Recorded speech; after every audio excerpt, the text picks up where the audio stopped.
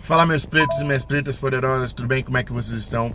Vocês vão ficar agora com o segundo episódio no nosso Preto Pod Talks, no Festival Afrofuturismo, com Mário Nelson de Carvalho e Sinara Santos, falando sobre emancipação financeira via empreendedorismo.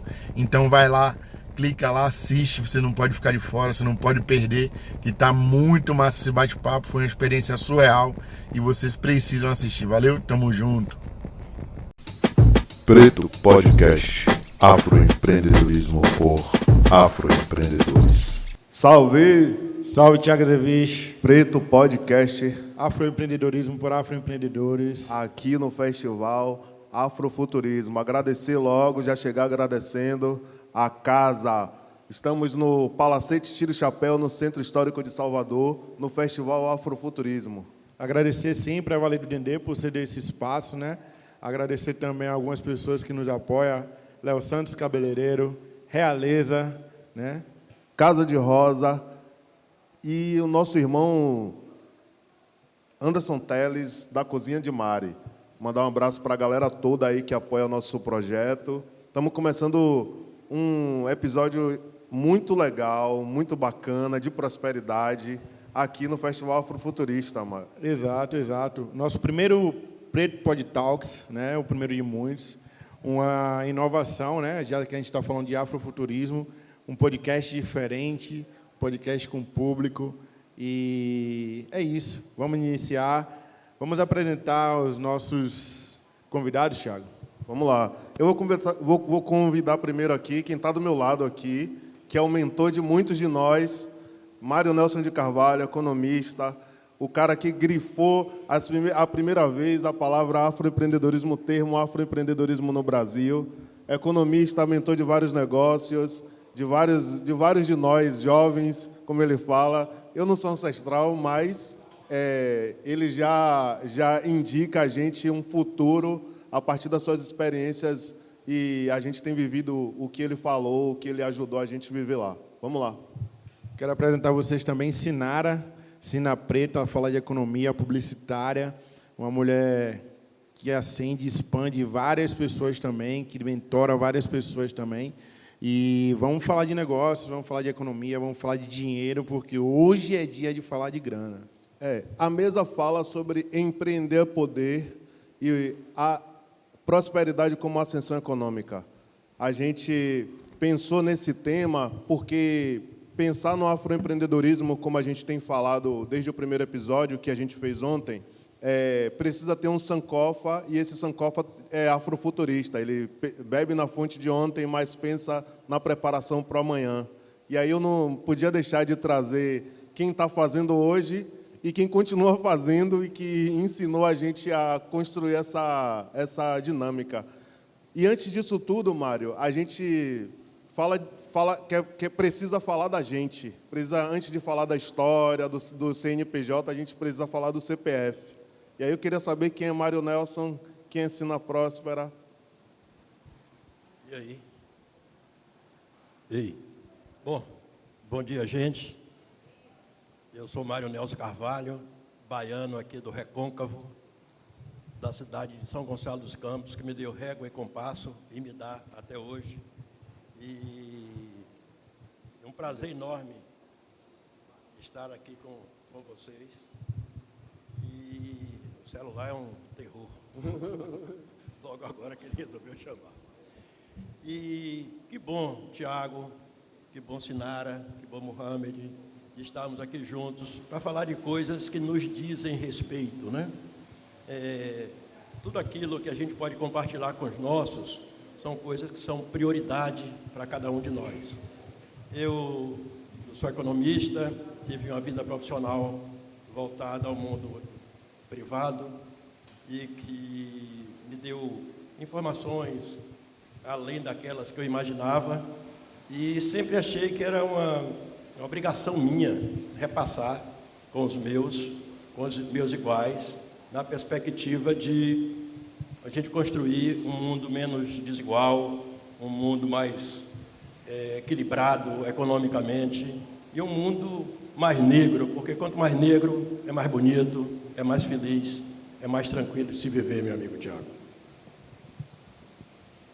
Já quero começar agradecendo, né, esse convite maravilhoso para falar de algo que eu gosto tanto, que é de dinheiro, de prosperidade, de afroempreendedorismo, de gestão financeira de microempreendedores.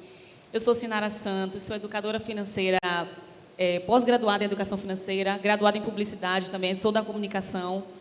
Então, isso me ajuda muito. Trabalhei muitos anos com treinamento e desenvolvimento de pessoas nos Correios, que é uma empresa pública que eu também trabalho.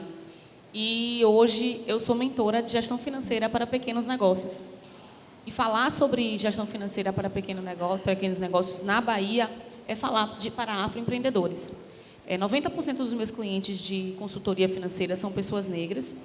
E as pessoas que falam comigo também sobre gestão financeira de pequenos negócios são pessoas negras.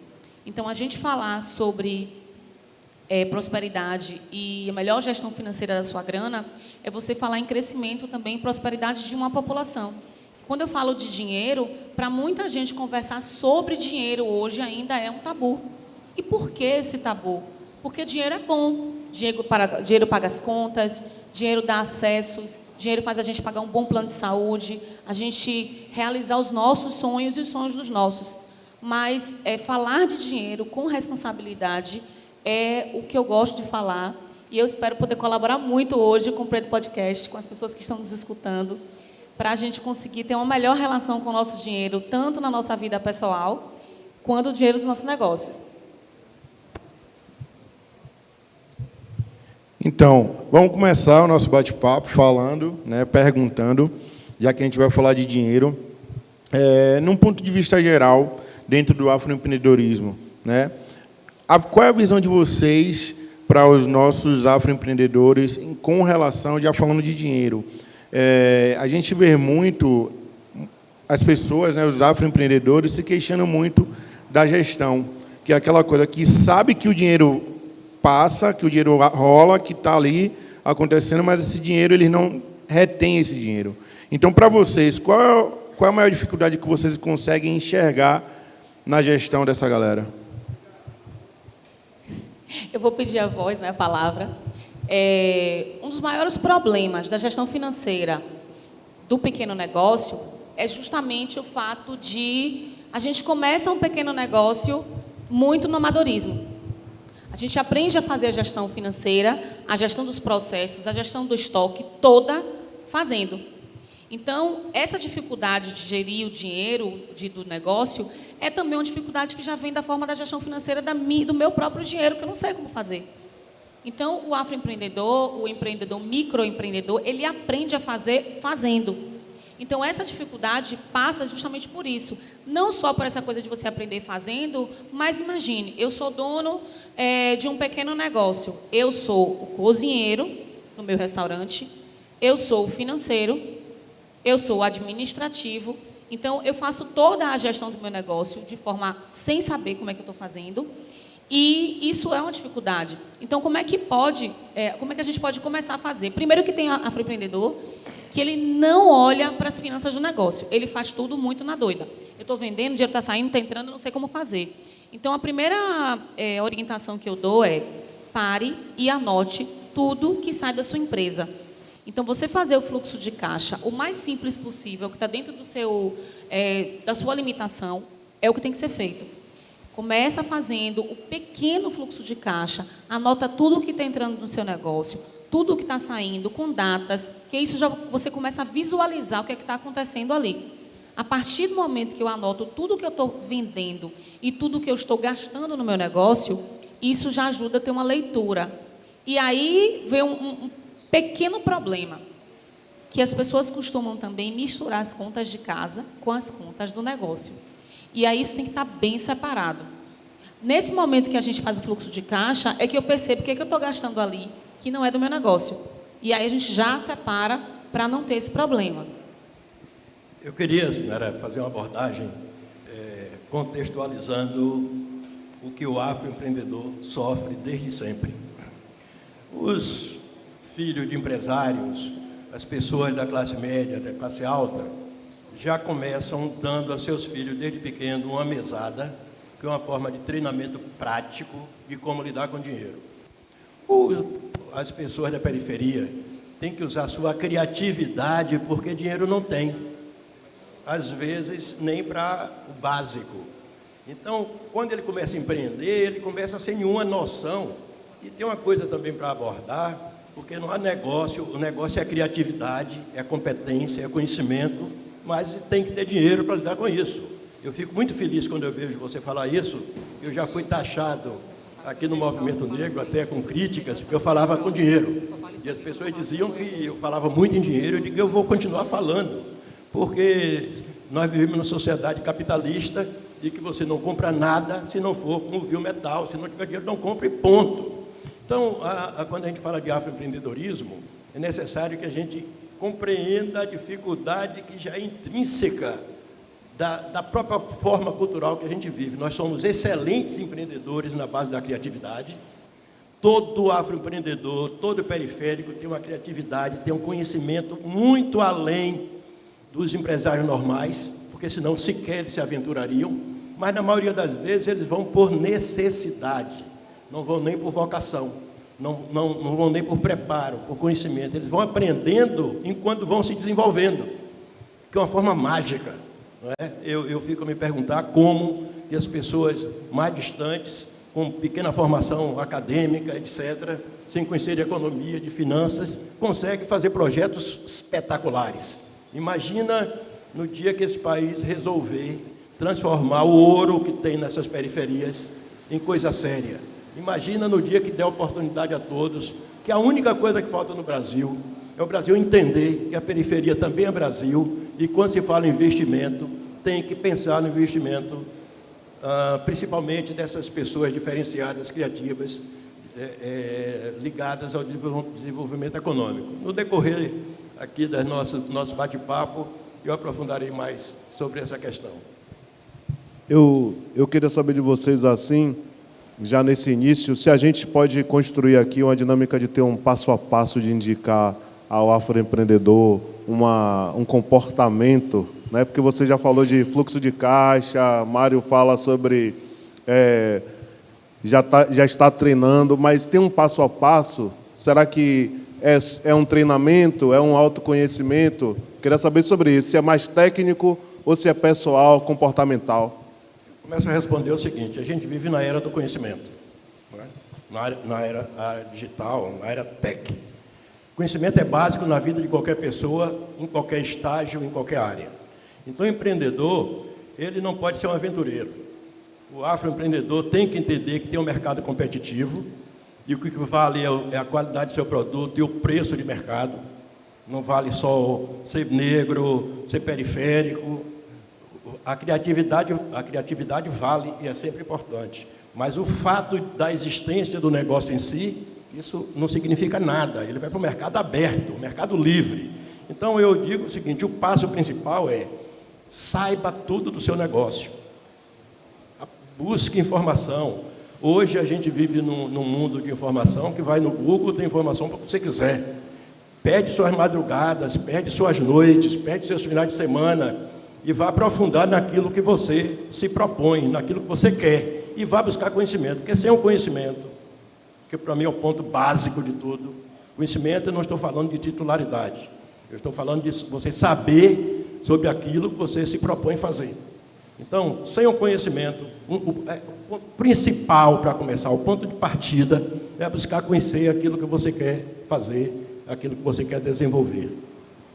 Eu vou puxar também a brasa para a sardinha do instrutor, que eu acabo tendo a minha didática, porque eu sou instrutora há muitos anos, gente. Eu trabalhei com educação corporativa por muitos anos e eu adoro esse passo a passo. E como eu já tenho mais, não sei nem contar, mas eu tenho mais de 10 turmas de aceleração de gestão financeira de negócios, de pequenos negócios.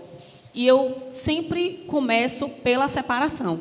Vamos fazer o divórcio das contas de casa, das contas do pequeno negócio. Isso é um problema seríssimo. É isso que faz muitas pequenas empresas irem à falência.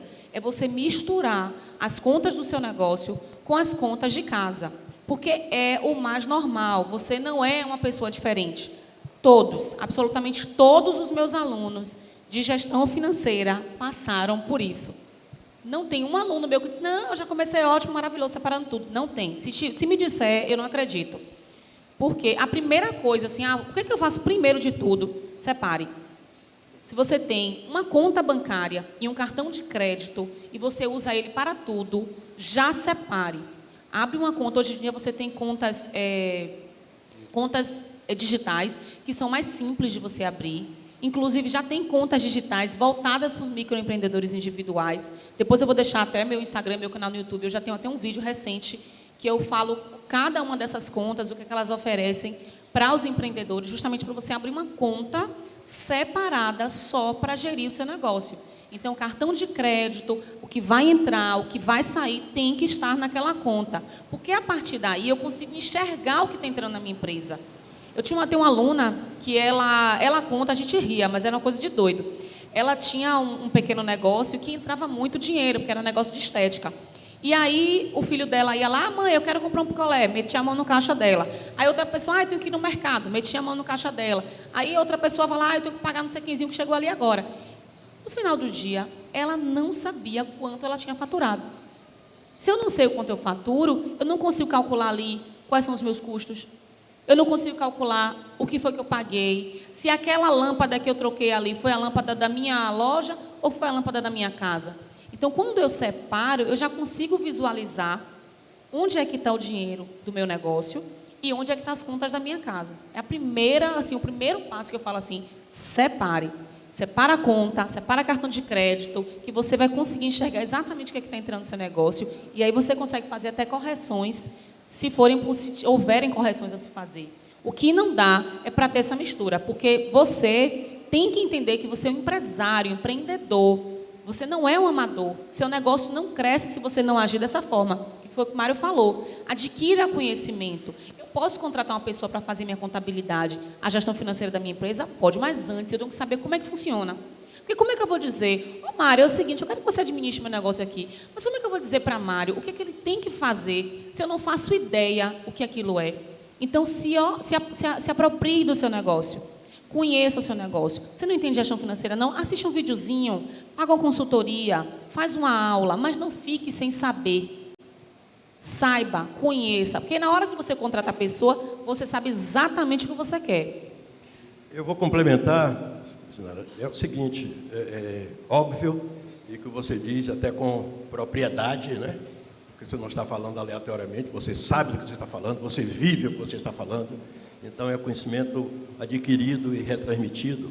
Mas tem uma questão, eu aprendi com um dos maiores empresários do Brasil à época, que foi Norberto Odebrecht, que dizia o seguinte, enquanto projeto nas universidades, escola de engenharia, de administração, de economia, tem uma forma básica para responder, custo, faturamento, receita, etc., e arquitetura tem desenho, no mundo do negócio, projeto, ele dizia que é o sonho, que é a realização do sonho do seu sonhador.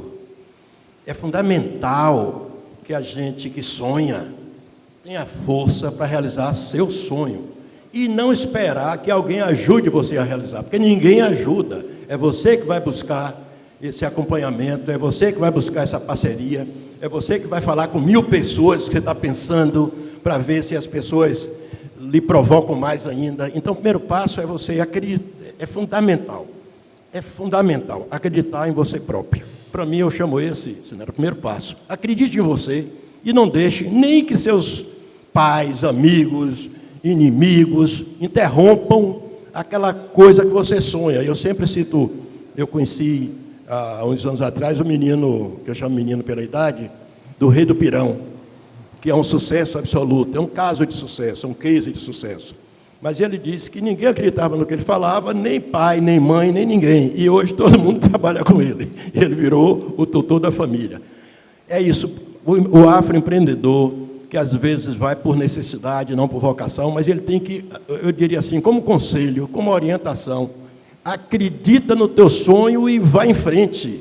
Dificuldades tem de todos os lados, todas as horas, todos os dias, de todos os tamanhos. Aprendizado você pode fazer a vida inteira. Você nunca está pronto, você nunca sabe tudo. Então, é fundamental que você acredite no seu sonho e não deixe que nada impeça. Eu acho isso nessa coisa do passo a passo. É fundamental, cada momento, você que está mais em você. Dificultou, ultrapasse a dificuldade. Teve um obstáculo, passe por cima. Mas não deixe que seu sonho seja nada, faça com que ele não aconteça. Esse é um compromisso seu com você mesmo. Então, ninguém pode lhe ultrapassar. Todos os grandes pensadores, todos os grandes realizadores, todos os grandes empresários do mundo acreditaram no sonho e às vezes, erra muito antes de acertar. Muito. Todos os megas empresários do mundo foram realizar seu sonho no 10º ou 11º projeto. O Zuckerberg da vida, todos os grandes nomes do mundo que estão na moda, erraram demais, até que acertaram. Então, não tem medo de errar. Aí vem, é por isso que é boa essa conversa, aí vem a questão nossa de afroempreendedorismo ou de periférico. A gente não pode errar. A gente vem com essa convicção, a gente já não tem o dinheiro para sustentação. Vai investir naquilo, não pode dar errado. Se der errado, é como se fosse um fracasso, como todo mundo comete erros. E é como se a gente não pudesse, errou, vamos para adiante, passa para frente, começa de novo, deu errado, enfrenta. Então, sempre o estímulo que eu dou é esse. Você tem um sonho, acredita no diabo do seu sonho, não abra a mão dele. Vá! Perfeito, perfeito. Dizia a galera lá de casa que é para ter paciência com a gente aí, que a gente vai acertar em algum Vamos acertar momento. de alguma forma, né? Vamos acertar. Mário, e Sinara, a gente falou aqui de conhecimento, né? A gente vem falando que o empreendedor ele precisa buscar conhecimento, o empreendedor ele necessita aprender. Mas o que é que vocês acham dessa visão da escola base? Vocês acham necessário hoje, principalmente no nosso país, principalmente nas escolas públicas, se falar de empreendedorismo nessas escolas, se falar de gestão de dinheiro? A base é necessária, você aprender desde a base. O que é que vocês visualizam em relação a isso? Uma coisa interessante da escola pública, da escola de um modo geral, é que nossas escolas, mesmo hoje, século XXI, 2022, a gente tem uma escola no mesmo formato de 100 anos atrás. A sociedade cresceu, evoluiu, e a gente tem uma escola no mesmo formato. Até o formato de arrumação das cadeiras das escolas de hoje são o mesmo formato de arrumação das escolas de 100 anos atrás. A gente não acompanha o movimento. A gente não está acompanhando o que está acontecendo hoje no país, no mundo. O mundo tem evolução constante e a nossa escola está igual. Então, a gente precisa, assim, o que a escola fez comigo? Fez com muitos de nós aqui. Olha, é o seguinte, você tem que estudar, se formar e arranjar um bom emprego. Não era assim? Trabalhar para enriquecer uma outra pessoa. Ninguém nunca me disse na escola, eu nunca escutei na escola, olha, é o seguinte, você tem potencial, você pode montar seu próprio negócio e enriquecer com o seu negócio. Ninguém nunca me disse isso. Eu queria ter aprendido sobre inovação na escola, sobre educação financeira, que veio tardiamente na minha vida também. Hoje eu entendo o quanto, a diferença absurda que ela faz na minha vida e tem feito na vida dos meus alunos, dos meus clientes de consultoria. Inovação, empreendedorismo também tem que se falar na escola. Você pode trabalhar pela empresa dos outros, não tem problema nenhum, se esse for o seu desejo, mas que isso não seja só uma opção imposta, porque foi imposto. Então, eu acho que a escola precisa se modernizar. Nós precisamos falar para essa geração agora que nem caderno pega. A geração de hoje já nasceu futucando celular. Hoje você pega uma criança de 2, 3 anos, ela pega o seu celular e vira do avesso. Você fica, oi, ela fez como mesmo?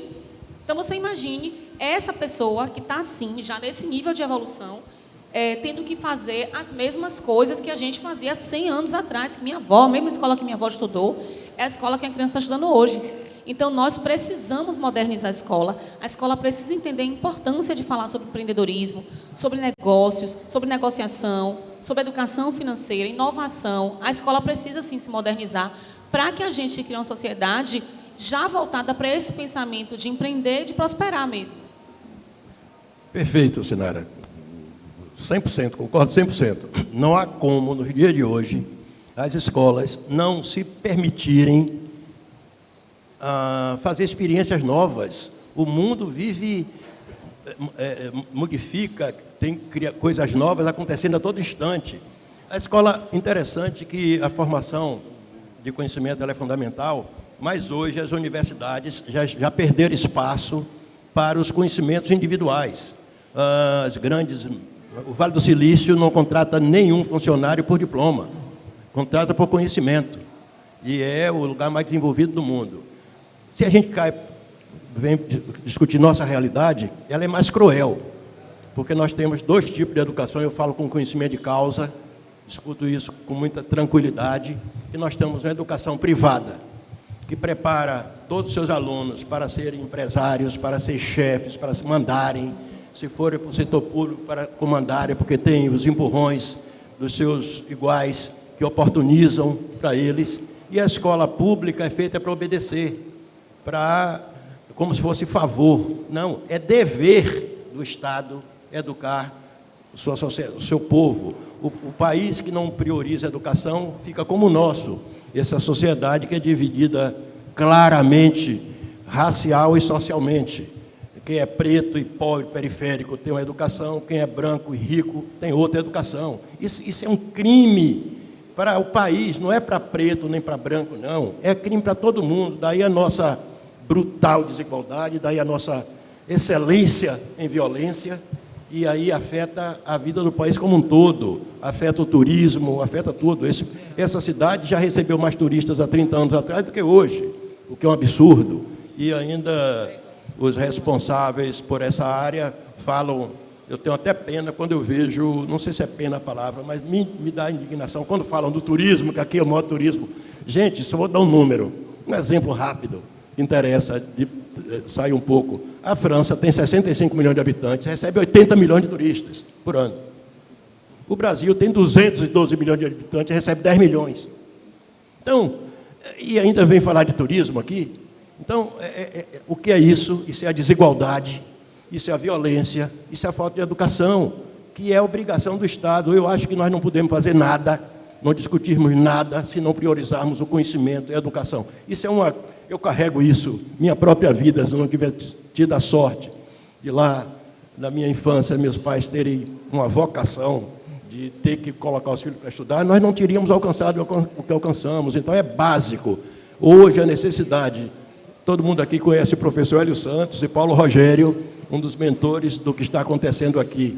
Eu brigo com ele há anos para a gente criar uma escola empreendedora e vender esse projeto para as escolas públicas. Vender, não é dar de graça, não. O governo tem que comprar e pagar caro, não tem que ir fazer favor, não. O governo tem recursos para isso. E eu digo a eles, como empreendedor, que a gente tem que criar um projeto que a gente acesse as escolas públicas, dando essa noção empreendedora que é fundamental. Não apenas o indivíduo passar aqueles anos lá, aprender geografia, história, etc., etc., etc., que tudo é importante, mas aquilo que vai depender para a vida dele, não ser tocado na escola. É como se fosse um tabu, não se fala. Então, bem lembrado, Mohamed, e eu acho fundamental que a gente se compenetre, que a gente se entenda de uma vez por todas da educação, que todo mundo entende, não vou nem bradar sobre isso, mas da educação empreendedora em especial.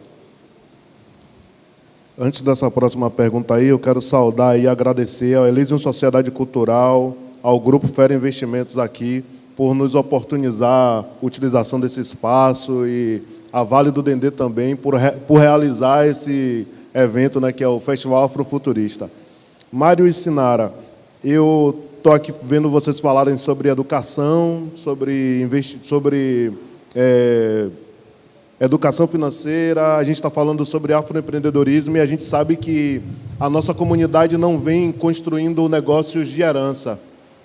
E aí Mário falou agora dos governos, e eu lembrei, e aí foi oportuno, porque a gente vem entendendo que tem linhas de crédito, sendo apresentadas linhas de crédito de bancos públicos, bancos privados, né? E vem pensando, e tem um dito no Brasil que tem um super endividamento. Vocês acham que atuar, o pequeno empreendedor, o afroempreendedor, ter acesso às linhas de crédito, pegar os empréstimos, é uma via de ajudar a viabilizar o seu negócio? O que é que vocês pensam sobre as linhas de crédito?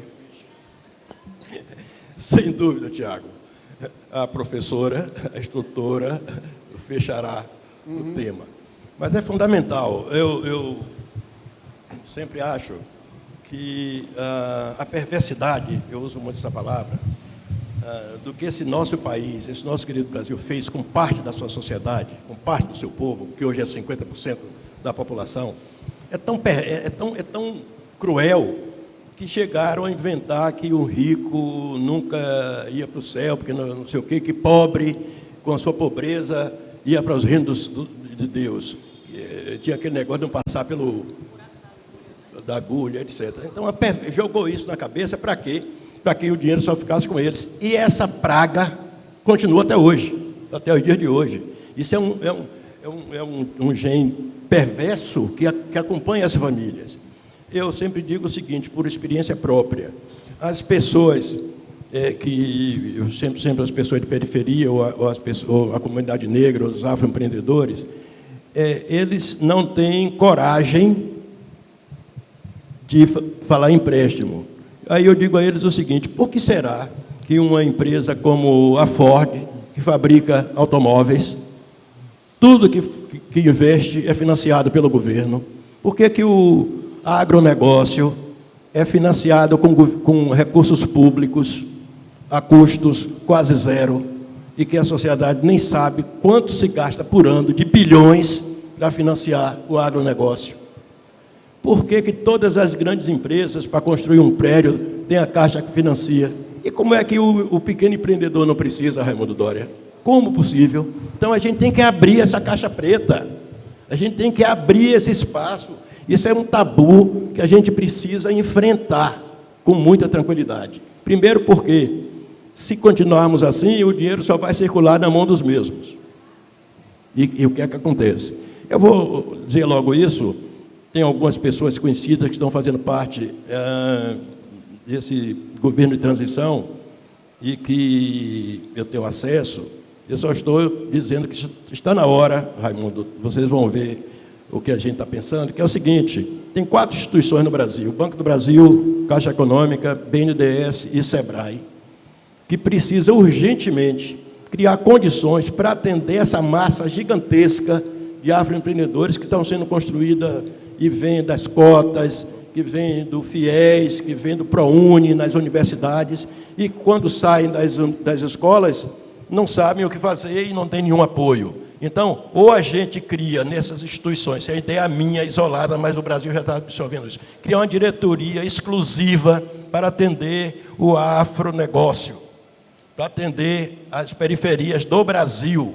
Ou, se quer levar, eu conheço o Aloysio Mercadante, eu tenho intimidade pessoal com ele. Disse a ele, se quer levar isso a sério, cria um programa no BNDES nesses bancos para atender os microempresários, bota R$1 bilhão por ano para essas pessoas. Que isso é o que vocês investem no agronegócio, que vocês dão a eles. E essas pessoas já têm benefício demais. Faz essa revolução periférica para ver para onde o Brasil vai. Eu tenho esperança que a gente consiga isso. Eu sonho com isso, porque eu tenho certeza. E aí, não vou tomar o tempo demais, mas é bom que a gente tenha um pouquinho, lembra da entrevista? A gente tem tempo. Eu sempre falo, quando bato papo com afroempreendedores, imaginei um diálogo entre o afroempreendedor e o gerente do banco. Ainda bem que hoje faz tudo pela internet. Mas o gerente do banco, que geralmente era um homem branco, quando chegasse um realeza da vida para propor a ele um negócio, um financiamento de capital de giro, de investimento, etc., é aquela linguagem. O realeza já vai olhando para o gerente, olhando nos olhos, dizendo assim, esse cara não está confiando em mim. Ele não vai me atender. E o cara está dizendo, esse negão não vai cumprir. Então, e o que eu aprendi também, aí eu posso falar com cátedra, que é uma coisa louca do que é negócio, do que é empreender. Você, quando precisa do dinheiro, você só toma esse dinheiro se você provar ao gerente que não precisa. Isso é louco. Porque se você provar que precisa, ele não lhe empresta. Então, você tem que ter uma habilidade para chegar lá. Não, eu estou tomando porque eu tenho um projeto novo que eu vou fazer acontecer. Está quebrado. Lá atrás precisa daquele dinheiro para pagar o salário dos funcionários. Mas se ele disser que ele precisa do dinheiro para pagar os funcionários, que tem dificuldade, o banco não empresta. Só empresta se ele é treinado para isso. Agora, imagina, isso é uma relação normal. Agora, imagina numa relação periferia, gerente de banco. Então, essa é a minha sustentação. As pessoas dão risada quando eu conto. Minha sustentação para a necessidade de olho no olho.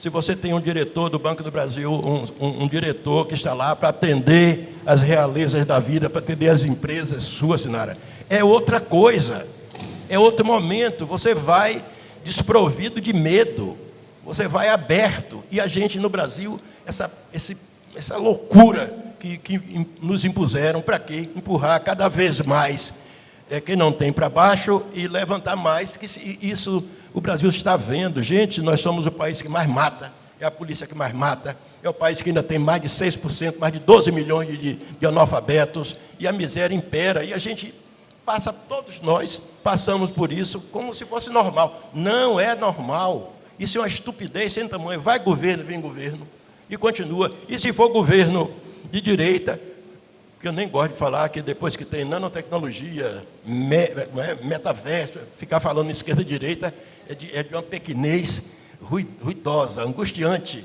de ver pessoas talentosas falando de esquerda e direita como se fosse sim ou não. Nós somos muito mais do que isso. Nós temos capacidade de pensar muito mais do que além, um lado ou outro. Nós podemos ser todos os lados, nós podemos ser tudo que a gente quiser. E a gente precisa, como nós, digamos assim, a comunidade negra tem uma coisa tão bonita, tem feito para o Brasil, porque, por exemplo, quando faz as cotas não foi só para quem, não é só para os negros, é também para os não negros periféricos. Então, ela busca um projeto, mas agrega valor, agrega pessoas, e a gente precisa, no mundo empreendedor, pensar nisso, levar propostas que nos atendam, porque não tem nenhuma, nós somos responsáveis por nós próprios, não há nenhum incentivo do governo quando todas as outras áreas. Ele diz assim, quando eu discuto com essas pessoas, com o Sebrae, com o presidente de alguns bancos que eu tenho acesso, eu diz, não, mas está disponível. Eu digo, não está, porque a regra é outra.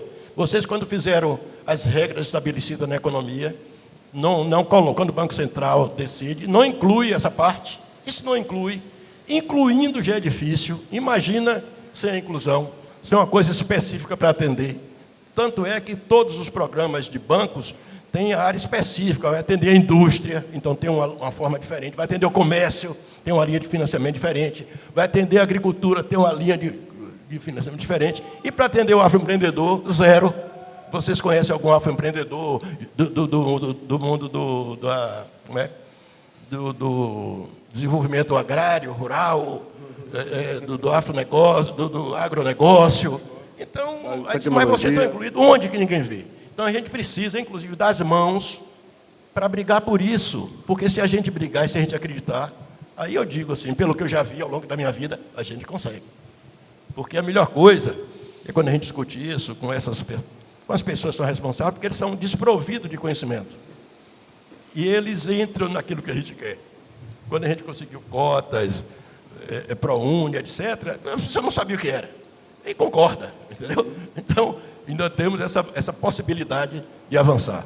Está anotado, viu? Aí, Raimundo Dória, já anotamos aí mais uma recomendação. Sinara, linha de crédito, o que você acha? Normalmente o pessoal olha para o educador financeiro, acha que o educador financeiro vai mandar, não, faça isso, corte, não. Não, foi o que Mário falou brilhantemente, que todas as empresas que a gente conhece aí, enormes, não estou falando empresa grande, não, estou falando empresas enormes, mega empresas, elas trabalham com empréstimo. Inclusive, bancos como Caixa Econômica, que é um banco público, o Banco do Brasil, financiam construtoras e grandes empresas. E quando o empreendedor vai lá, principalmente nós que somos negros, a gente já sofre uma barreira do preconceito racial que acontece lá no banco. Eu vou falar de uma coisa que é muito delicada, e é muito difícil, assim, porque eu não sou da área, né, de psicologia e tal, mas a gente tem um problema muito sério de autoestima, né? As pessoas negras, por muito tempo, nós fomos marginalizados. Então, imagina eu já chegava no banco e o gerente já me olha assim. Então, imagina, eu estou precisando de dinheiro. Na minha cabeça, eu estou indo lá pedir dinheiro para o banco. Não, meu amor, você está indo lá dar dinheiro para o banco. Porque quando você vai pedir um empréstimo, você não pede de graça, não. Ele cobra e cobra juros que não é barato. Eu sei que é difícil eu falar para vocês de autoestima, porque a autoestima também passa muito pelo que você passa na sua casa. Eu sempre brinco muito com isso, que os meus pais, eles sempre foram pessoas que me estimularam muito a ter autoestima. Muito mesmo. Eu sou bem ousada. Eu trabalho numa empresa pública grande e racista. Então, você imagine eu, enquanto mulher negra, falando lá alto, não sei o que, o povo me olhando torto. Então, você chegar no banco, você com o seu empreendedor, você está ali pedindo, eu preciso de dinheiro, que foi o que Mário falou, eu preciso de dinheiro. E aí eu vou para o banco e ali está o gerente lá, o rei da cocada. Não, ele precisa, ele não é o rei da cocada, não, eu sou o rei da cocada. Eu vou lá porque eu tenho um bom negócio, e aí é essa negociação que você falou. Olha, eu tenho um bom negócio, meu negócio está em crescimento, eu estou expandindo. Beleza, você não tem R$1 na conta. Problema dele, não sabe. É você que tem que chegar lá se amostrando mesmo. Por quê? Porque o seu negócio, às vezes, você precisa de pouco dinheiro. A Caixa Econômica tem um programa de microcrédito. E o microcrédito da Caixa, às vezes, você precisa de R$1.000 emprestado. R$1.000. Que não é muito dinheiro. O cara empresta bilhões para a construtora. Bilhões. E você precisa só de R$1.000. R$1.000 já resolve o problema da sua empresa. E a Caixa tem esse microcrédito, inclusive, que ele é mais barato, a taxa de juros é mais baixa. Eu sei porque minha mãe já pegou esse empréstimo para fazer coisas da lojinha dela. E a gente fica com esse medo de ir lá, porque a gente, na cabeça da gente, o gerente do banco vai olhar a gente torto. É igual aquela máxima que a gente fala, não vou entrar em tal loja porque eu acho que o atendente vai me discriminar. Vá, entre na loja mesmo, entre lá no banco, olha, meu nome é fulano. Tenha autoestima, porque você é um empreendedor massa. Você é uma pessoa que está fazendo coisas que muito empreendedor não faz. Se você saiu da periferia, que seu negócio está começando a ter destaque, você é uma pessoa massa. O seu trabalho é de excelência, sim. Você é uma pessoa criativa que está fazendo, tirando leite de pedra. O banco não está te fazendo um favor. Vou repetir para entrar na sua cabeça, assim. Que o banco não está te fazendo um favor. Você não está pedindo dinheiro para o banco, não. Chegue lá, com seu cabelo lindo, lá em cima, com seu peito estufado. Eu aprendi a andar com peito estufado. Quem me conhece não me vê... Gente, eu tenho 1,57 m, eu já não sou alta. Mas eu sempre andei com o peito estufado. Por quê? Porque isso ajuda você a ter autoestima. Mesmo que você esteja no pior dia, levante seu peito e estufe, que a pessoa já vai te olhar diferente. Parece uma coisa besta, né? Mas ande com seu peito. Não ande assim, não, ó. O povo não diz que é baixinho. Por que baixinho é ousado? Porque eu não tenho altura, essa altura maravilhosa de Tiago. O Tiago é um modelo. Ele já vai se destacar no normal. Mas eu que sou pequenininha, se eu não fizer assim, o povo não vai me ver. O povo vai botar a mão no meu ombro para fazer assim. Então, eu vou fazer assim. É chegar no banco com autoestima, porque a sua empresa é uma empresa muito boa. Você vai chegar lá, você vai conversar com o gerente de igual para igual, porque ele não é melhor do que você em nada. Ele está ali querendo te emprestar, porque o banco vai ficar mais rico com o empréstimo que você vai pagar, aqueles juros que você vai pagar. Já vá pedir seu empréstimo com isso na cabeça, que você que está indo fazer um favor para o banco, que o banco está ganhando dinheiro em cima de você. E o que Mário falou é muito necessário, porque a gente não tem realmente... Eu sou uma pessoa que eu também invisto dinheiro, aprendo a investir, viu, gente? Depois eu vou dar meu arroba, vou fazer logo meu Jogue logo aqui, aí o arroba. @sina.prospera. Eu também falo sobre investimento e eu já invisto hoje. E você falou agora, foi brilhante. Nós temos investimentos que nós, pessoas comuns, vamos lá no banco, não tem um CDB, mas é um CDB não, tem um tipo de investimento que ele chama LCI, que é letra de crédito imobiliário, e um outro que chama LCA, que é letra de crédito do agronegócio. Aí eu vou no banco, invisto na LCI e na LCA. Sabe o que eu estou fazendo? Eu estou colocando dinheiro ali, o banco está investindo esse dinheiro lá no agronegócio. Aí eu fiz isso, né? Estou lá investindo no LCA. Aí Mário, que é um empresário do agronegócio, ele vai lá e pede um dinheiro emprestado. De onde é que sai? Dessa LCI que eu estou investindo. E por que não tem a nossa LCA? A letra de crédito do afroempreendedor. Eu nunca tinha pensado nisso. Muito obrigada por você falar, porque é uma coisa necessária. Porque se eu, afroempreendedora, ou eu uma pessoa comum, que não sou nem empreendedora, eu tenho uma consciência racial, eu vou investir nisso aí. E a gente tem que começar a pensar nesses fundos de investimento para afroempreendedores. Eu não sabia que existia uma coisa de microinvestidor anjo. O que é esse microinvestidor anjo? Meus alunos me trouxeram esse conhecimento. Eu sei que Mário ou que Tiago tem uma empresa e eu, que sou uma pessoa que tem uma grana ali que eu quero investir, eu invisto uma grana na empresa dele. Eu sou investidora anjo, mas eu não sou investidora anjo que tem R$100.000. Eu sou investidora anjo que tem R$1.000. E aí eu disponibilizo R$1.000 na empresa dele e eu posso, enquanto amiga dele, trocar isso em produtos. E aí eu posso dizer, não, a gente pode fazer isso parcelado, ele pode me pagar de uma outra forma, ou ele pode me dar participação nos lucros. Enfim, tem várias formas de a gente tentar financiar também um afroempreendedor que a gente não sabia. Só para não deixar de falar sobre isso, mas quando você for pedir seu empréstimo, saiba exatamente para que você quer isso. Porque o empréstimo não é uma coisa assim, meu Deus, eu estou com dívida, vou pegar um empréstimo, vou resolver o problema. Não, se eu estou empreendendo, eu sou empreendedor, o meu dinheiro que eu peguei lá emprestado com o banco, ele tem que ter uma finalidade. E a finalidade tem que ser sempre fazer o quê? A sua empresa crescer. Sempre tem que ser com essa finalidade. Saiba o que é que você vai fazer com essa grana. Tenha um planejamento, sente com calma. Peraí, eu preciso de quanto? O que é que eu vou fazer com isso? De que forma eu vou administrar? Para você também não fazer disso uma coisa, eu vou lá gastar. Veja também se essa parcela cabe no seu orçamento. Se a sua empresa consegue bancar esse empréstimo, para que isso também não vire um problema maior. Mas sim, tenha autoestima, levante seu peito, estufe e vá lá no banco que você deve e pode sim. Principalmente porque você está fazendo isso para a sua empresa crescer. Eu vou complementar, que é uma experiência também. O Banco do Nordeste, nos anos 2003, 2004, criou uma linha de crédito para microempreendedor. E surpreendam-se, foi onde teve menor índice de inadimplência. Foi exatamente, na época era de R$1.000 a R$12.000 que podia financiar, e todo mundo cumpriu rigorosamente, religiosamente, o pagamento. E o banco ficou estupefato, porque não esperava isso. Todo banco já tem uma reserva de perdas, não é que no balanço, falando de balanço, são perdas e danos, então já prevê aquele valor de inadimplência, e foram aqueles que não, e se não pagassem nada, já era um grande investimento. Eu digo sempre assim, senão, porque os grandes negócios, é bom a gente discutir isso, Tiago, os grandes negócios tomam os financiamentos e não tem a menor preocupação se vai pagar ou não. Zero de preocupação. Se puder, paga. Se não puder, prorroga. Se não prorrogar, o Congresso Nacional chega lá e faz um projeto de lei e dá todas as condições e reduz o valor da dívida, se choveu demais no agronegócio, se fez sol demais. Tem todas as formas, tem um seguro que garante e ele continua leve e tranquilo desenvolvendo seus negócios. Então, quando eu defendo essa carteira individual, essa diretoria específica orçamentária, se ninguém pagar nada, não tem problema, porque vai ser 1/10 do que os outros já não fizeram. Todo mundo viu aí, se falar do BNDES, os valores que foram deixados de ser pagos. Imagina se investir isso nas nossas periferias.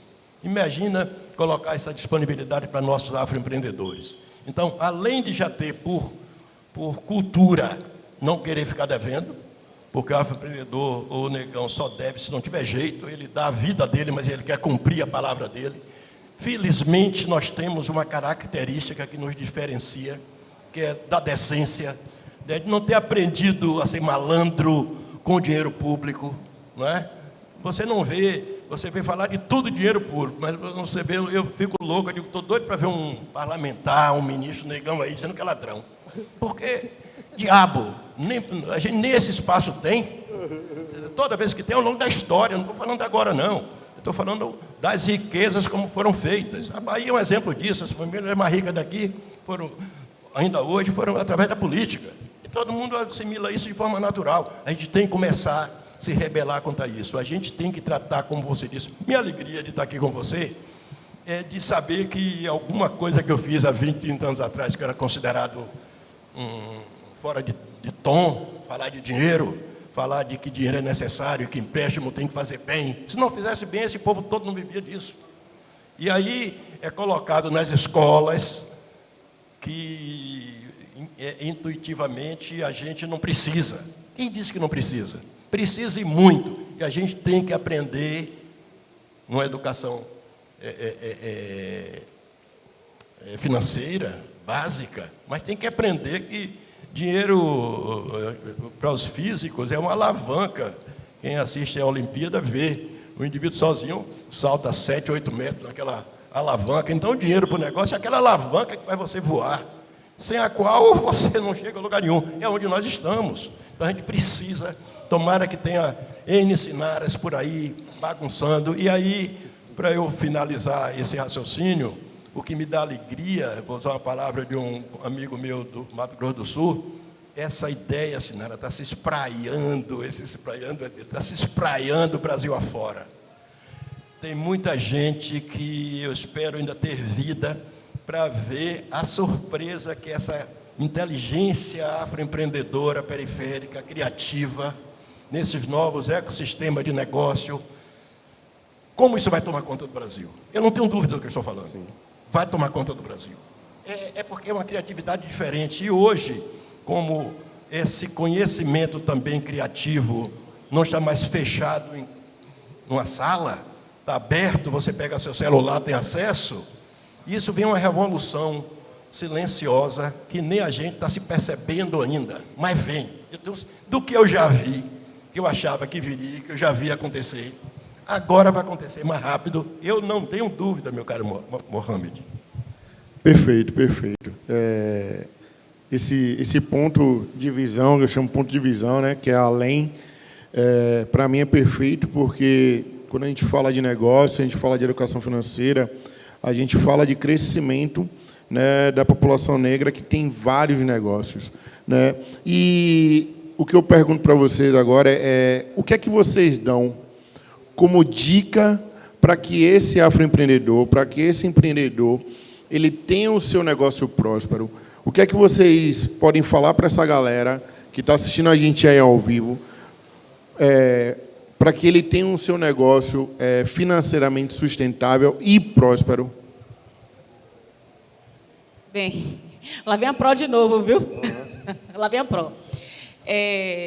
Eu sempre falo para os meus maravilhosos alunos afroempreendedores que conheçam o seu negócio, que foi até o que Mário falou também. Porque quando eu tenho conhecimento do meu negócio, eu sei o que acontece dentro do meu negócio, eu consigo corrigir erros, eu consigo implementar melhorias, eu consigo fazer muita coisa quando eu conheço o meu negócio. Eu bato nessa tecla porque eu sou mais técnica mesmo, né? Eu tenho que ser técnica, porque eu preciso orientar as pessoas, então eu preciso ser técnica. Eu sempre bato na tecla de essa separação é muito importante. Você separar o dinheiro que é do negócio e da sua empresa é importante. Uma outra coisa importante é você conhecer a gestão financeira do seu negócio, você conhecer cada um dos produtos que você vende ou cada um dos serviços que você aplica. O que é que você gasta para produzir aquele produto? Que você tem uma padronização, que ajuda muito, né? Tiago, que trabalha com o vestuário, ele tem que saber exatamente para aquela camisa modelo tal, o quanto é que ele gasta de tecido, porque ele vai ter uma ficha técnica ali, porque qualquer pessoa que ele contratar para costurar, ele sabe que vai gastar aquela quantidade de tecido, aquele tecido específico, porque tem um custo específico. A gente precisa ter esse conhecimento do nosso negócio. Ah, mas eu não tenho tempo. Você precisa arranjar um tempo. Foi o que Mário falou. Eu sempre falo para os meus alunos, separe pelo menos uma vez no dia para você fazer a gestão do fluxo de caixa. Enquanto você não pode delegar a alguém, e eu não sou a favor de você delegar antes de você conhecer. Porque como é que eu vou delegar para você cuidar do meu fluxo de caixa se você não conhece? Porque se eu chegar para você e falar assim, é o seguinte, isso aqui está assim, está assado, e eu não conheço, o que você me disser está tudo certo. Então, você que é empresário, empreendedor, precisa conhecer a fundo o seu negócio.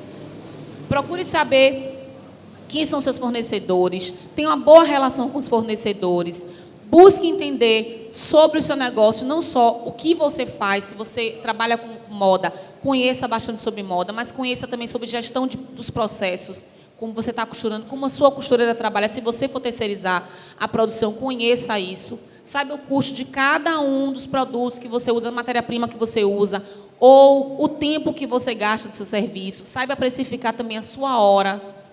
Estabeleça um prolabore, que é outra coisa importante, porque quando você estabelece o prolabore, você para com aquela mania infame de ficar tirando dinheiro do seu caixa. Porque quando eu sei quanto é que eu posso tirar, quando eu chego no meu limite do meu prolabore ali, eu não posso mais retirar dinheiro do caixa. Então, conheça o seu negócio, faça uma boa administração do dinheiro, evite retiradas o tempo inteiro para poder fazer gastos, tenha responsabilidade financeira, não ache que você vendeu muito, você pode gastar muito. Conheça o fluxo de caixa anual. Por quê? Porque eu vou entender, naquele mês do ano que eu tenho um faturamento maior, eu tenho que poupar um pouquinho mais. Aquele período do ano que é mais baixo, o período do ano que foi mais alto é que vai me ajudar a manter o pagamento das minhas contas. Então, conheça, vou bater muito nessa tecla aqui, conheça o seu negócio, conheça as finanças do seu negócio, todos os processos, porque para você prosperar vai ser dessa forma. E aí eu vou pegar as palavras de Mário e vou dizer, acredite no seu trabalho, acredite em quem você é, levanta essa autoestima, estufa o peito, estufa o peito, levanta essa autoestima, acredite no seu negócio e também se cerque de pessoas que vão te ajudar. Uma coisa importante e interessante dos meus alunos é que eles têm grupos no WhatsApp. Então, eles têm um grupo que são todos empreendedores e eles estão ali juntos, unidos, para um ajudar o outro. Então, quando eu tenho um suporte, eu estou passando por tantos problemas enquanto empreendedor e eu tenho outra pessoa para me dar suporte, isso ajuda muito.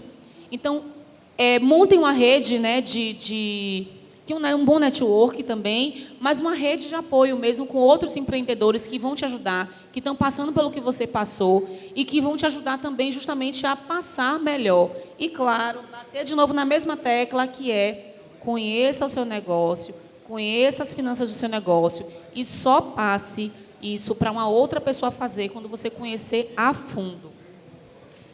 Interessante a sua abordagem final, que era a contribuição que eu quero dar, é o seguinte. Por falta de experiência no mundo empreendedor, eu estou falando da convivência com muitos dos jovens empreendedores. Tem uma ideia, me procura, mas não conte a ninguém não, que eu não quero que ninguém saiba. Eu digo, então não me conte. Porque quando você sair daqui, eu vou espalhar para todo mundo. E só assim você vai se autodesafiar, porque você está dizendo que vai fazer. Eu estou com um projeto aqui com ele, que ocupa a Bahia. Eu jogo todo o tempo todo. Se você não acreditar, saia. Mas eu acho que você tem condições. Que é para o indivíduo, vá falando, porque a proporção que você vai falando, você vai se comprometendo. E esse comprometimento é que faz acontecer. E aí tem uma coisa muito difícil ainda entre nós, que é a compreensão da necessidade de estarmos juntos. A gente ainda fala muito isso, mas da boca para fora. A gente ainda não assume isso de forma intrínseca, verdadeira, forte.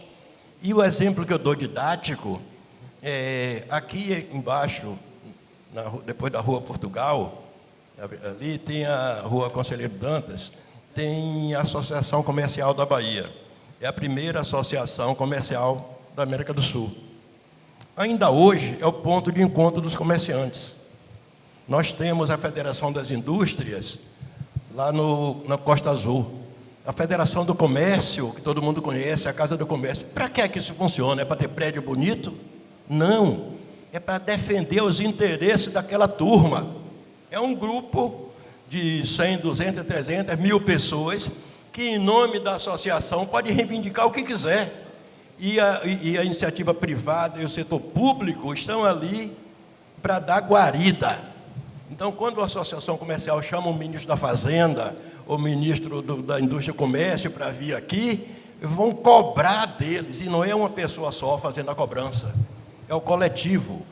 Então, o que eu acho que a gente precisa urgentemente, além de fazer as reivindicações individuais, é essa vontade de crescer coletivamente. Nós temos dificuldade ainda para isso. Você acha necessário, pegando esse gancho, Mário, você acha necessário que exista uma associação de afroempreendedores, principalmente aqui na Bahia? Já passou da hora. Eu queria ver um prédio como esse aí, que vai ser hotel, ser a associação, a minha ANSEABRA. A ANSEABRA é a Associação Afro-Brasileira, Associação Nacional de Empresários e Empreendedores Afro-Brasileiros. Tem sede em Brasília, foi criada em 1990. Eu sou cofundador da época, ainda existe lá. Eu não trouxe para aqui, porque demanda é muito difícil. Mas eu quero que esse jovem pense isso. Para ter o melhor prédio daqui em Salvador, se ele passar por aquilo ali, a gente passa na associação comercial, não diz isso? Na Federação das Indústrias, aquela rola ali é dos afroempreendedores. Você vai ocupando espaço que está aí no mercado. Você vai ocupando respeito de todos, inclusive dos governos, porque a iniciativa privada é dependente da iniciativa do governo, de políticas públicas. Não há a Caixa Econômica, os bancos todos financiam a habitação popular, mas são políticas públicas que permitem que eles façam isso. Se nós não corrermos atrás disso, daqui para frente já temos uma massa crítica e o nível de conhecimento que nos permite pensar dessa forma. Eu ainda hei de ver assim, um dos maiores prédios aqui em Salvador, ser onde tenha no próprio prédio. O SESI e Senai não prepara quadros a vida inteira. Nós precisamos ter os nossos, porque eles preparam mesmo no Senai, prepara para trabalhar para os outros. Eles se estruturam, dão toda a formação aos operários para trabalharem para os outros. E a gente precisa aprender a trabalhar para nós próprios e desenvolver políticas públicas que atendam às nossas necessidades. Trabalhar em associação, trabalhar em coletividade é a recomendação que eu tenho se a gente sonha de verdade em querer ocupar espaço no mundo afroempreendedor desse país. Conversar com o Mário, são essas coisas aí. Posso pegar o gancho, Thiago? Joga aí, joga. Esse gancho. Na visão que vocês têm, vocês acham que nós, afroempreendedores, ainda estamos muito dispersos uns dos outros, que falta essa ideia de comunidade, de a gente se unir mais e falar mais entre nós, ainda falando, né, da ideia do Black Money. Vocês acham que é necessário que esse Black Money seja mais fomentado e mais fortalecido? Eu estou impactada com o que Mário é assim, Mário viu? Mário é impacto. Eu acho que essa dispersão, eu não gosto de falar de dispersão como se fosse uma coisa proposital, não. A gente demorou muito para ter consciência racial. Eu falo por mim. Eu demorei muito para entender que eu era uma mulher negra e que papel era esse que eu tinha na sociedade. Demorei muito para entender, porque a nossa sociedade, ela fez isso com a gente. Ela nos tirou a identidade. Por muito tempo, a gente aceitou ser chamado de moreno, de mulato. Inclusive, a gente achava que ser mulato era melhor. Por quanto tempo? Porque a gente não entendia quem nós éramos. A gente demorou porque a escola não falava sobre isso. Eu demorei muito tempo para entender que a minha escola ensinou assim para mim. Até aqui era a escravatura. Daqui para cá, essa lacuna da abolição da escravatura, até os tempos de hoje, a gente não sabe. Eu não sabia o que aconteceu com as pessoas negras. Eu não sabia. Então, era muito bonita a fantasia que ensinaram para a gente. Então, até para a gente se perceber enquanto sociedade, enquanto pessoas negras, a gente entender a nossa potência, isso demorou muito. Então, eu acredito que a gente está no processo de construção. É triste dizer que a gente não está conseguindo se associar, porque é mais difícil mesmo. A gente demorou muito. A gente precisou de um processo de política de cotas para que acessássemos a universidade, para que tivéssemos acesso ao conhecimento, a quem nós somos, a esse estudo de quem nós somos, para depois a gente conseguir... eu preciso me relacionar com outras pessoas que estão pensando assim. Então, demorou para a gente se aproximar, não porque fosse uma coisa proposital, mas é porque foi uma coisa cruel e perversa do racismo. E hoje... a gente começou a fazer isso tardiamente? Não, porque pessoas como o Mário já vem fazendo isso há muito tempo. Mas a gente hoje começa a acessar. A internet ajudou bastante, as redes sociais também ajudaram bastante a gente se conhecer. Eu estou conhecendo o Thiago pessoalmente hoje, mas a gente já se conhece há quase 2 anos, porque a gente está no mesmo grupo. Troca figurinha sempre. Não é isso? Porque, assim, a gente está conseguindo se associar. Eu acredito nesse crescimento dos afroempreendedores. Eu acredito, sim, que a gente vai montar, assim, essa associação afroempreendedora. E eu amei a ideia da escola de empreendedor. A gente vai conversar sobre isso. Eu gostei muito dessa ideia. E a gente precisa mesmo fazer isso. A gente precisa se associar, a gente precisa se unir. Nós somos potência, nós somos 52% da população brasileira. Nós somos a massa que botou esse país para andar. 54%. Então, assim, nós somos muitos, não somos poucos. Nós somos minoria em acesso, mas somos maioria em população. Então, oi? Pois é, a gente movimenta isso. Então, nós precisamos mostrar a potência que nós temos, precisamos nos associar. Isso que a gente está fazendo hoje é aquilombamento. O que a Vale do Dendê faz é aquilombamento. O que a gente tem feito no nosso grupo, né, Black Business, é aquilombamento, e isso vai crescer. É uma coisa assim que eu falo muito para os meus alunos. Eu vou falar para a gente aqui, enquanto afroempreendedores.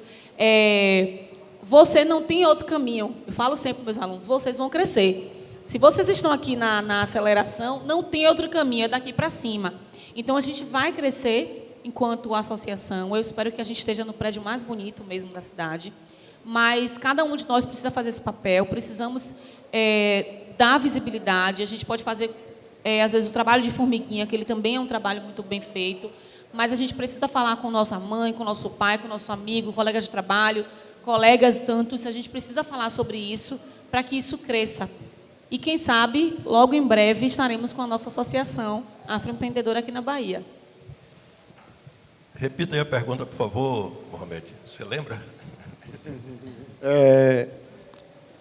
A pergunta é a seguinte: a visão de vocês, né, em relação à Comunidade negra, o crescimento, a galera se unir mais, furar essas bolhas de estarem dispersos, né? Você acha que existe essa necessidade hoje?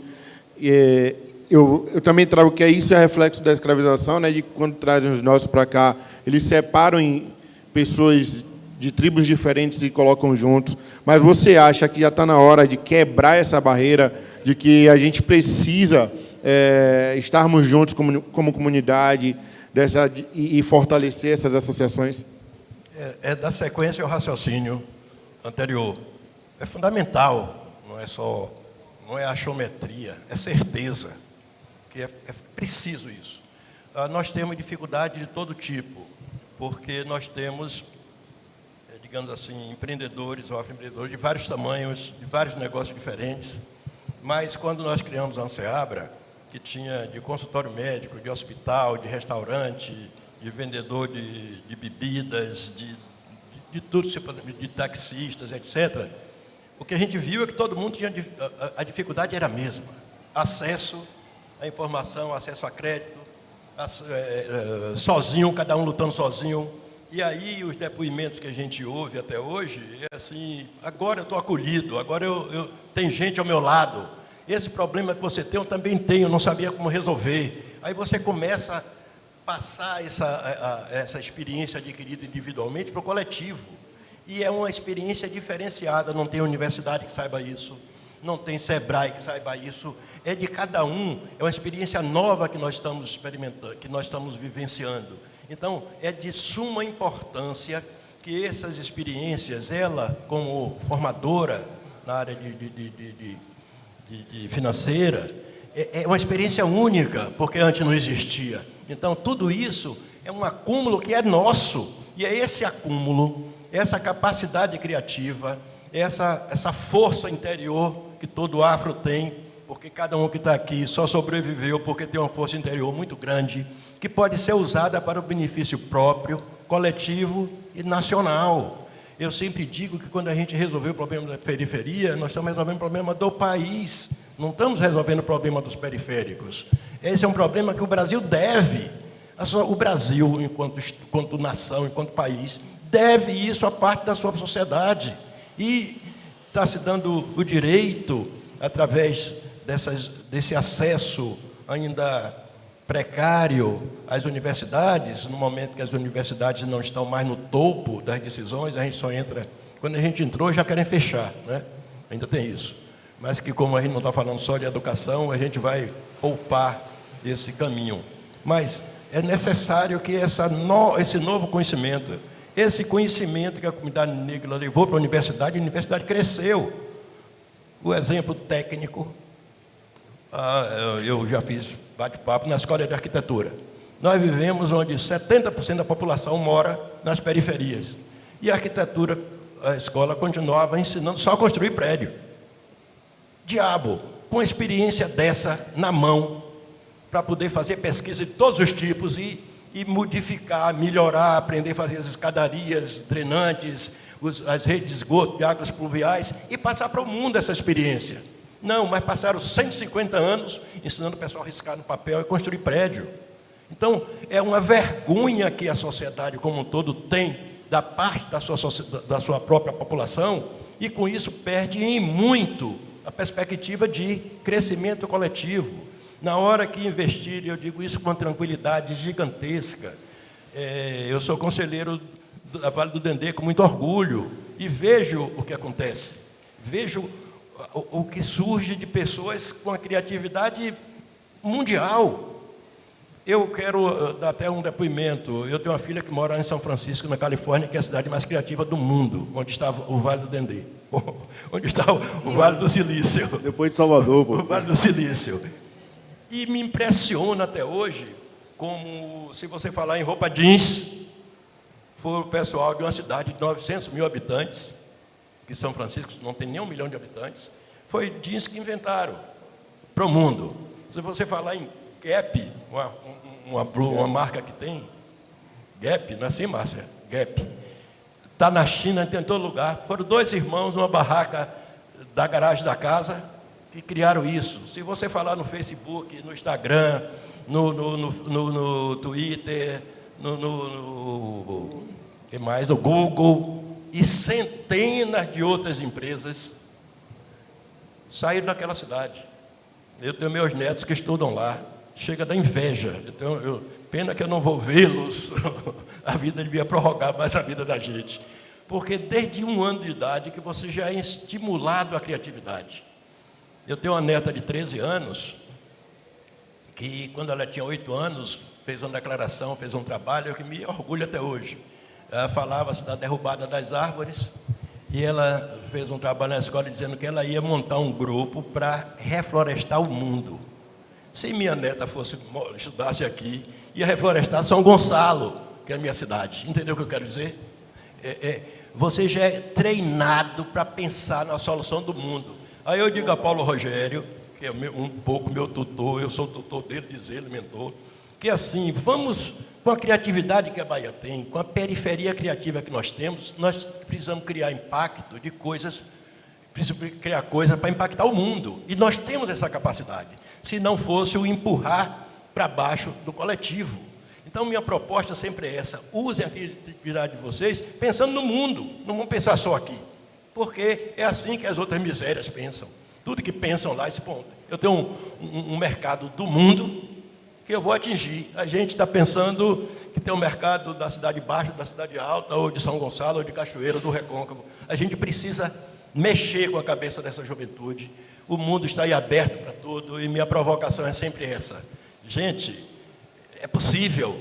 Pensa mais, ousa mais. Mesmo com o seu negócio pequeno de afroempreendedor, pensa no mundo. Quem sabe se, para finalizar, a gente tem que falar um negócio muito complexo de maneira muito rápida, mas eu digo ao Paulo Rogério que ele me deve, eu conheci ele há 20 anos, quando ele ainda era estudante, que ele me deve o invento. Eu quero uma coisa que ele invente que o mundo vai usar, porque eu acho que é disso que eu quero que saia da minha juventude. Sim. Que invente um negócio que ainda não existe, beleza, mas que vá para o resto do mundo. É isso que eu espero. A gente tem 1h30 aí de conversa, já estamos finalizando, parecendo que está rapidinho, que foi pouco, mas o tempo passa rápido, é dinâmico. Eu quero que vocês aí, nessa última consideração agora, nesse afrofuturo, na mente metaverso de vocês, o que é que a gente pode plantar aqui para colher lá na frente, já ir colhendo aqui. Mário tem essa capacidade sempre de ir falando e estimulando coisas novas e falando de coisas que passaram. A gente borbulha quando conversa, né? Foi falou, pô, Mário, me deixa... Peraí, Mário, vamos sair daqui. Tá bom, valeu. Deu um tempo, mas eu quero saber sobre, nesse metaverso que a gente vive, o que é que vocês estão pensando no afrofuturo? Essa é a pergunta. Como agora chegou o encerramento, eu queria primeiro... Tiago, agradecer a oportunidade de estar aqui fazendo isso, está sendo gravado, que outras pessoas vão ter. E quando é que vem seu livro também? Diga logo para a galera aí. Que vai ter acesso a essas informações. Primeiro, agradecer a oportunidade disso. A Vale do Dendê, ao Grupo Fera, que disponibilizou espaço, a vocês dois, que batalham sempre na perspectiva de estar, através do Preto Podcast, orientando pessoas, trazendo pessoas interessantes para discutir um tema que nos aflige a todos. Afroempreendedor falando para afroempreendedor, mais ou menos isso, né? É isso mesmo. Pronto, então, agradecer a isso, assinar a oportunidade de estar aqui, batendo papo com você, e dizer o seguinte: nós estamos aqui, esses dias, do afrofuturismo. Então, essa palavra já é forte, né? Está pensando em futuro. Afrofuturismo. Onde é que a comunidade afrodescendente vai estar no futuro? Eu interpreto assim. Então, nada melhor do que a gente aproveitar o que o mundo está oferecendo, de novidades, de ferramentas, de novas tecnologias, para a gente não abrir mão disso, para a gente, quando for dar uma aula, não esquecer que tem ferramentas disponíveis que facilitam muito a relação entre as pessoas, o conhecimento à distância, e a gente precisa, no futuro, preparar nossa turma, nossa garotada, nossa juventude para se aproveitar disso, que é disponível, além da trivial formação fechada lá da escola, das salas fechadas. Eu, por falar em escola, lembrei aqui de um cidadão que fez o livro Ócio Criativo, um italiano famoso. Pois é, ele é um homem de 84 anos, mas quando tinha 30 anos, ele montou uma universidade no interior da Itália, e não tinha sala, mas não tinha paredes. Isso há 50 anos atrás. E era considerado louco, porque ele misturava todas as turmas, tinha as turmas normais e tinha as turmas coletivas. O engenheiro com o médico, com o advogado, todo mundo assistindo a mesma aula.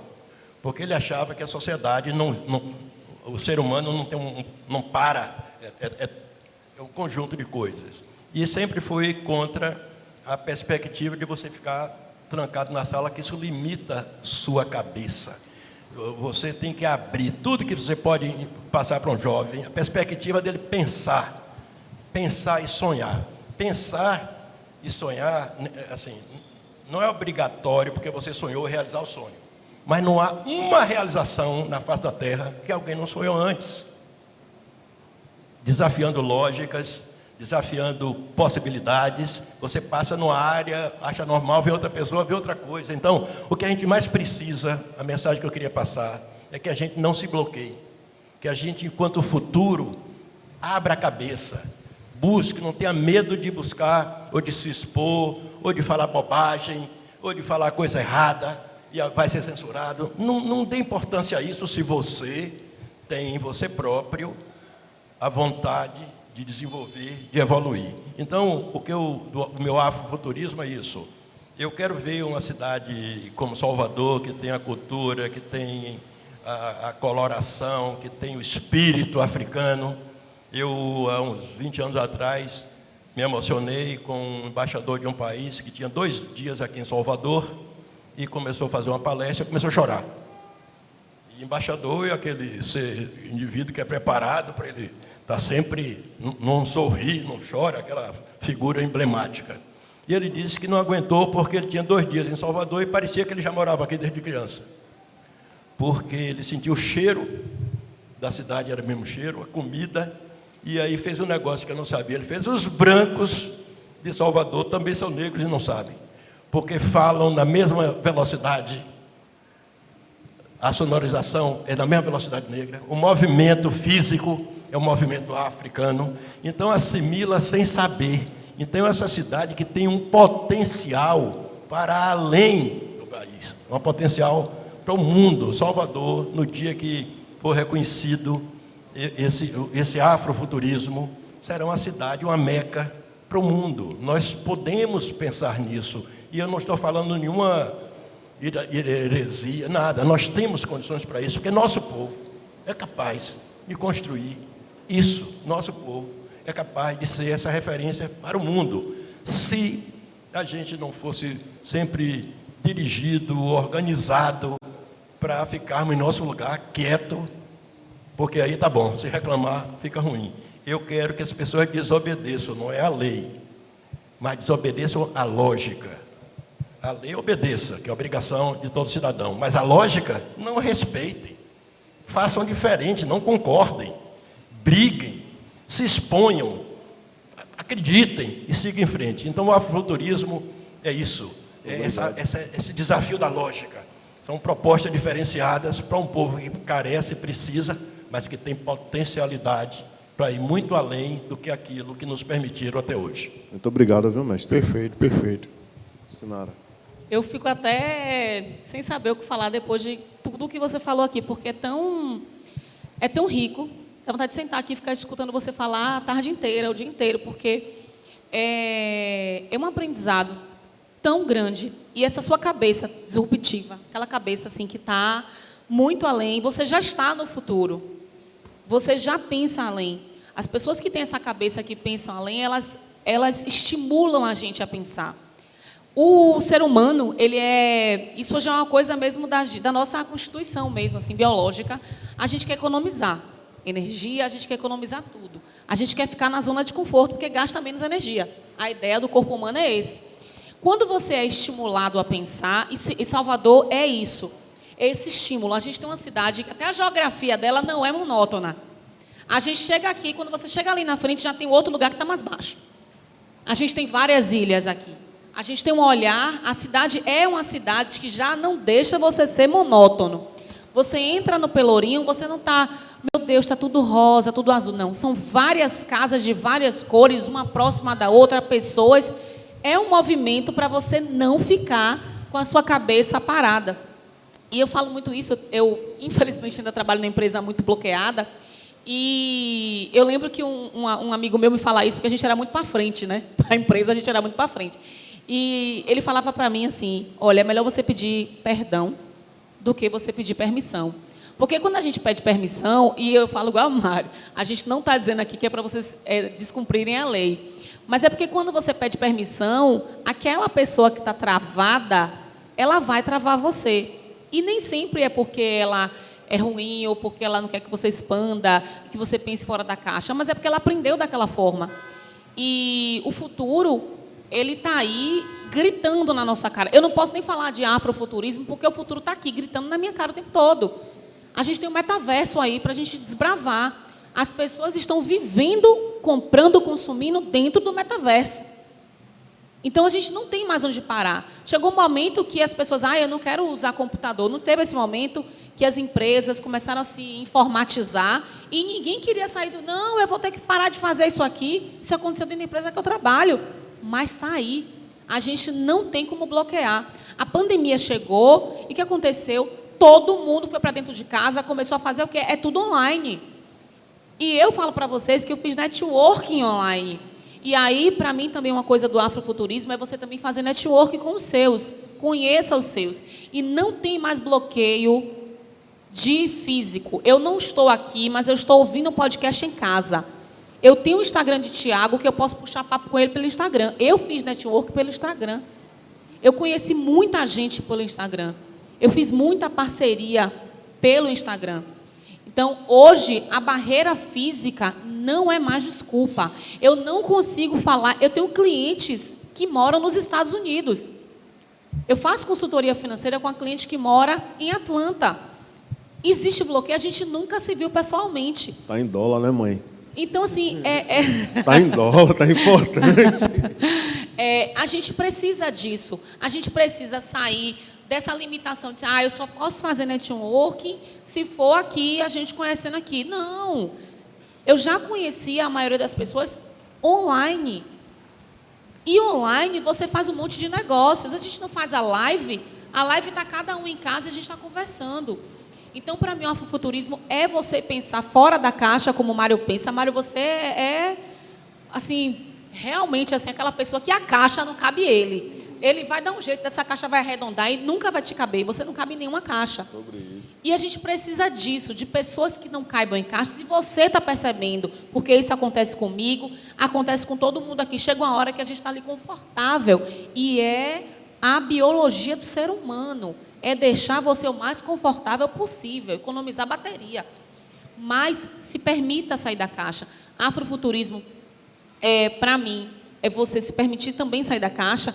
Mais do que outra coisa, é você permitir conhecer as pessoas, é você fazer networking, é você se conectar com outras pessoas, porque por mais que a gente esteja mais separados, entre aspas, por conta da internet, eu também acho que a internet conecta muito. E a gente precisa aproveitar para conversar com o meu coleguinha de lá de Atlanta, me dizer o que está acontecendo lá. Com a minha amiga da Califórnia, como é que as crianças estão aprendendo? O que eu posso fazer aqui para poder os meus alunos daqui aprenderem como as pessoas estão aprendendo lá? Então, a gente precisa sair dessa caixinha de ficar preso aos conceitos que são de antigamente, aquele formato muito bloqueado, e a gente se desbloquear, e a gente se permitir, e a gente ir conhecer o coleguinha. O que o coleguinha está fazendo ali que é massa? O que ele está fazendo ali que eu posso aprender? Porque na cabeça da gente, aquela senhorinha que está vendendo bala ali no sinal, não tem nada de interessante, sente ali para você ver. Sente para você ver, converse com aquela pessoa, se conecte com aquela pessoa, ela tem tanta coisa para te ensinar. Eu aprendi tanto com pessoas que eu olhava assim, achava que eu não tinha o que aprender, eu sentava ali e disse, gente, como assim? Então, permita-se, para mim, o afrofuturismo é mais conexão, é que a gente se una mais, é que a gente troque mais, é que a gente faça network da maneira que a gente puder e a gente se conheça melhor e conheça melhor os nossos. Porque quando a gente começa a conhecer melhor os nossos, a gente percebe o quanto a gente ainda tem para crescer e para expandir. Mário, você que já tirou o chapéu, faça aí, vá. Rapidinho, você falando, eu sou aqui filho da zona rural de São Gonçalo dos Campos e meus 14, 15 anos eu via falar muito na França, mas eu não sabia nem no mapa, não sabia olhar, não sabia nada. Eu olhava ali o mapa, mas não entendia nada. Que distância tinha, como é que fazia para chegar. Eu decorava o mapa, tirava 10 de geografia, mas não conseguia entender. Decorava. Em 88, eu fui à França pela primeira vez. Foi um choque, porque eu achei Paris horrível. Toda cor de cimento, todos os prédios da mesma altura, só tem Saint-Germain-des-Prés, que é um bairro novo, que é cheio de espelho, etc. Então, aquilo, eu não tinha conhecimento, era erudito para saber que a cidade era assim. E aí me deu uma saudade total de Salvador. Eu passei 47 dias, a primeira vez que eu fui. Eu comecei a ter saudade de Salvador. Os prédios de cores diferentes, tamanhos diferentes, de alturas diferentes, modelos diferentes. Aí eu sempre, ainda hoje digo, isso aqui é uma fábrica de criatividade. A cidade se expõe para a perspectiva de se criar. Enquanto outras são feitas para você ficar daquele modelo. Daí a minha esperança que a concorrência que tem com São Francisco, que é uma cidade diferenciada também, quase toda em madeira, coisa bem diferente, ladeiras como Salvador, uma cidade lindíssima, gostosíssima, e que sempre me lembro. Minha filha Márcia, que está aqui presente, minha parceira, foi sempre, e eu estou viúvo há 1 ano e meio, mais ou menos, e ela passou a ser meu cão de guarda. Onde eu vou, ela vai, ela que toma conta de mim. E com muito orgulho. E manda também. E manda também. Eu vinha de um boné, ela fez, não vai Doutora não. Márcia. Leve o chapéu, você fica melhor de chapéu. Eu digo, eu levo o chapéu, não, mas está aqui embaixo. Então, ela é minha referência e é muito gratificante poder estar aqui, contar com você, Marcinha, um beijo. E queria também mandar para meus filhos, Mariana e Marcelo, que não estão presentes, mas a alegria de eu ter uma família constituída e de que a gente está sempre participando, está sempre compartilhando o que a gente sabe, recebendo as pessoas e passando o conhecimento que a gente acumulou ao longo da vida. Então, eu queria mandar um abraço para meu amigo Raimundo Doria, um empreendedor muito ousado também, que desafiou a lógica, que está aqui sentado aqui com essa calma, mas foi para uma área onde a concorrência, ou você é bom ou você não fica, né? Uma área técnica específica, e que é um prazer, Raimundo, reencontrá-lo. Tem anos que não nos vemos, a não ser pelas redes sociais, mas é um prazer enorme. Então, o finalmente é esse. Eu queria agradecer, mandar um abraço para meus filhos, que são que representam a mim próprio, e é o prazer de finalmente estar aqui com vocês nessa cidade mágica, nessa cidade brilhante, que é a nossa Salvador, a melhor cidade do mundo. Eu quero agradecer a vocês, né, pela presença, por aceitar o nosso convite. Avisar a galera aí, siga a gente no Instagram, e se inscreve lá no canal, ativa o sininho, a gente precisa dessa força dos afroempreendedores, das pessoas pretas, a galera que está ao vivo aí, segue a gente já lá no Instagram. Queria agradecer a você, Sinara, por todo esse caminhão de conhecimento. Mário, nem se fala, né?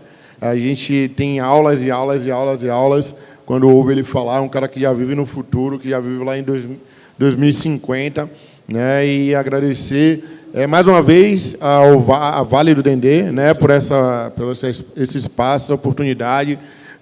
Agradecer a galera da técnica aí que está dando essa força de transmitir ao vivo, de gravar para a gente aí, se esforçar para que saia tudo perfeito. E é isso, Preto Podcast. Preto Podcast.